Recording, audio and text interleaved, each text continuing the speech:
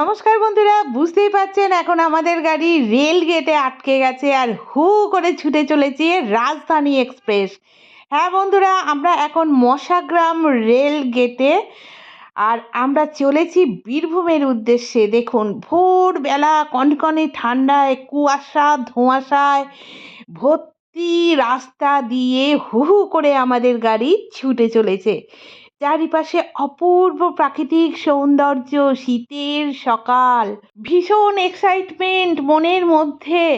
হ্যাঁ, এইরকম শীতের সকালে অজানা অচেনা রাস্তার মধ্যে দিয়ে যাচ্ছি। হ্যাঁ বন্ধুরা, যে রাস্তাটা দিয়ে যাচ্ছি এই রাস্তাটা দিয়ে আমি এই প্রথম যাচ্ছি, সুতরাং আমার খুব ভালো লাগছে। একদম জানালা দিয়ে যতটা বাইরের পরিবেশ দেখতে পাওয়া যায় আমি ততটাই দেখছি। দেখতে দেখতে আমরা এসে পৌঁছে গেলাম।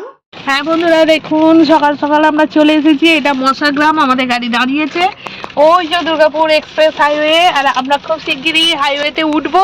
তো তার জন্য গাড়িটা একটু দাঁড়িয়েছে, কারণ আমাদের খাওয়া দাওয়া চলছে। হ্যাঁ, এই যে আমরা তো বাড়ি থেকে মুড়ি নিয়ে নিয়েছি, আর এই চিকচিকি প্যাকেটে করে মুড়ি এসে গেছে। আমার হাজব্যান্ড এখন কি করছে দেখাও একটু। এই যে শশা কাটা চলছে। এখানে আমরা টিফিন করে নিয়ে আবার স্টার্ট দেবো। তো দেখা হচ্ছে খুব শিগগিরই নেক্সট পার্টে। হ্যাঁ বন্ধুরা, মুড়ি খাবার অনেক কিছুই চাট আছে, শসা, পেঁয়াজ, কাঁচা লঙ্কা, চানাচুর। শুধু চাটা বাইরে থেকে কিনে খেতে হবে, মুড়ি বাইরে থেকে কিনে খাবো না বলেই বাড়ি থেকে নিয়ে এসেছি। অ্যাকচুয়ালি কি বলুন তো, সকালবেলায় কি পাবো না পাবো সেই জন্য এই যে মিষ্টি মুখের জন্যেও ব্যবস্থা করে নিয়ে এসেছি, প্যাকিং করে একদম এক ডাব্বা গুজিয়া। উফ, আমার তো ভীষণ ফেভারিট। হ্যাঁ বন্ধুরা, আমাদের গাড়ি আবার স্টার্ট দিয়ে দিয়েছে আর আমরা মুড়ি খেতে খেতে এগিয়ে চলেছি। আরে হ্যাঁ বন্ধুরা, এত কিছু দিয়ে মুড়ি মাখা খেতে ফাটাফাটি লাগছে।